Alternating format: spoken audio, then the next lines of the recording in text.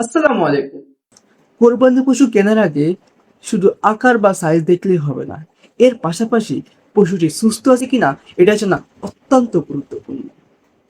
চলুন আমরা জেনে নিই একটু সুস্থ সবল গবাদি পশু চেনার কয়েকটি দারুণ টিপস। ১ নাম্বার টিপস, মুখের সামনে কোনো খাবার ধরলে পশু নিজ জিহ্বা দিয়ে টেনে এটাকে খাবে, এতে তার ক্ষুধা এবং স্বাভাবিকতা বোঝা যাবে। ২ নাম্বার পয়েন্ট, পশুর চামড়া হবে টান টান, ত্বক হবে উজ্জ্বল, মসৃণ, চকচকে। ৩ নাম্বার পয়েন্ট, সুস্থ পশু সাধারণত সবসময় কান ও লেজ নড়াচড়া করে।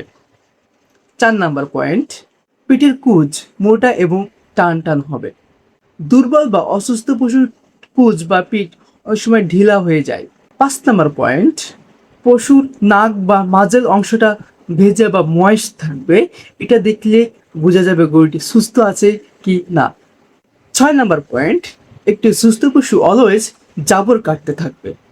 ৭ নাম্বার পয়েন্ট, পশুর চামড়া টান দিলে সেটা দ্রুত আগের অবস্থায় ফিরে যাবে। যদি দেরি হয় সেক্ষেত্রে গরুটি দুর্বল বা অসুস্থতার লক্ষণ প্রকাশ করে। ৮ নাম্বার পয়েন্ট, পশুকে ডাকলে বা বিরক্ত করলে প্রতিক্রিয়া দেখাবে। ৯ নাম্বার পয়েন্ট, স্বাভাবিকভাবে খাবে, প্রস্রাব করবে এবং বিশ্রাম নেবে। মনে রাখবেন, সুস্থ পশু মানেই হচ্ছে নিরাপদ ও উত্তম কোরবানি। প্রয়োজনে নিকটস্থ কোনো ভেটেরিনারি টিমের সাথে যোগাযোগ করতে পারেন। ধন্যবাদ।